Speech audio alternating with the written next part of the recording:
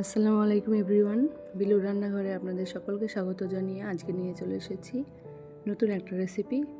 তো রেসিপি ছোলা ভাটুরে। তো ছোলা ভাটুরে আমি বানিয়ে আপনাদের দেখাবো। তো চলুন বানানো যাক। তো আমি কাবলি ছোলা নিয়েছি। কাবলি ছোলাটাকে সারা রাতের জন্য আমি ভিজাতে দেব।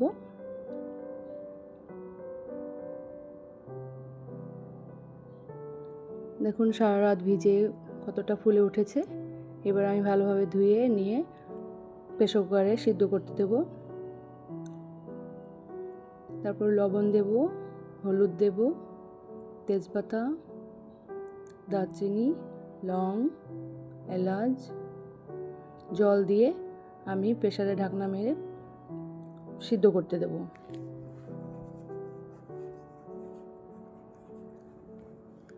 ততক্ষণ আমি লুচির জন্য ডো তৈরি করে নেব। ময়দাটা মেখে নেব। তো আমি জোয়ান দিয়েছি অল্প, আর কসুরি মেথি আর লবণ দিয়েছি, আর কিছু দেব না। তারপরে আমি ভালোভাবে জল দিয়ে ভালো করে মেখে নেব। দেখুন আমি ভালো করে মেখে নিয়েছি। ওপরে অল্প সাদা তেল দিয়ে আমি মাখিয়ে 15 মিনিটের জন্য রেস্টে রেখে দেব। আমার ডালটাও সিদ্ধ হয়ে গেছে। এদিকে আমি মরিচ পেঁয়াজটা কেটে নেব। তো পেঁয়াজটা আমার কাটা হয়ে গেছে।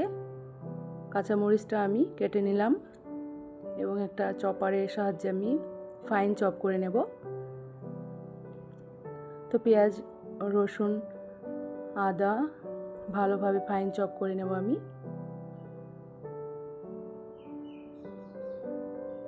দেখুন সুন্দর একটা ফাইন চপ হয়েছে। তো একটি কড়াইয়ে আমি সরষের তেল দিলাম, তাতে আমি 1 চামচ জিরে দিয়েছি। তারপরে আমি ওই মশলা পেঁয়াজ, আদা এবং রসুন কুচিটা দিয়ে দিলাম। তার ভালোভাবে নাড়াচাড়া করে লবণ মিশিয়ে দিলাম।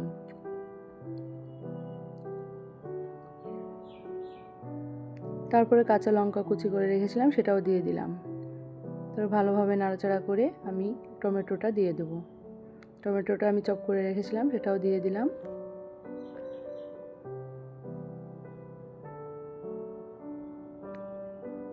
কিছুটা লবণ, আবার কিছুটা কাশ্মীরি লঙ্কা গুঁড়ো আমি দিয়ে আবারও নাড়াচাড়া করে নেব।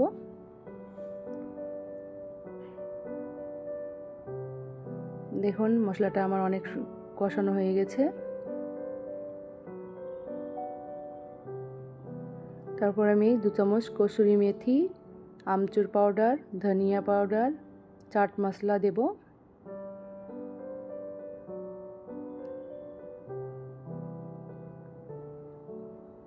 আপনারা চাইলে চাট মশলাটা অ্যাভয়েড করতে পারেন।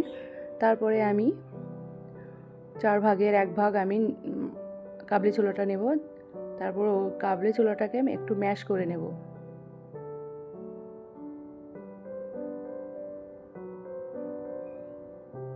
তো আমার ম্যাশ করা হয়ে গেছে। তারপরে যে অর্ধেক কাবলি ছোলা ছিল প্রেসার কুকারে, সেটা আমি সবই একসঙ্গে দিয়ে দিলাম।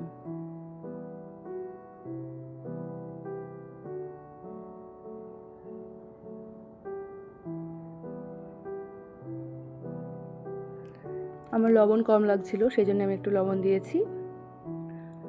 আপনারা টেস্ট অনুযায়ী ব্যবহার করবেন।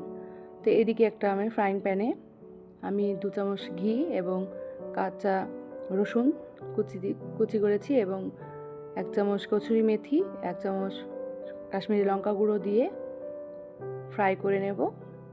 তারপরে ওই কাবলি ছোলার মধ্যে ঢেলে দেব। খুব সুন্দর ফ্লেভার আসে, খেতেও খুব সুন্দর লাগে। কাবলি ছোলাটা আমার রান্না হয়ে এসেছে। এদিকে আমি আমার লুচির জন্য যেটা ডো তৈরি করেছি সেটাকে আমি ভালোভাবে হাত দিয়ে মেখে নেব। তারপর আমি একটা একটা করে লেচি কেটে নেব।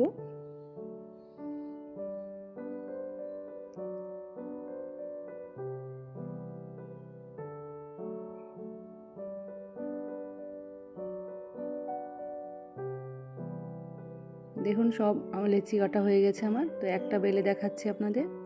সবগুলো বেলা একসঙ্গে বেলা সম্ভব না ভিডিওতে দেখানো, সেই জন্য আমি একটা বেলে দেখাচ্ছি। একটু লম্বা লম্বা বেলতে হবে। লুচি নর্মাল লুচি করে সেরকম কিন্তু ভাজলে হবে না, একটু লম্বা লম্বা করবেন।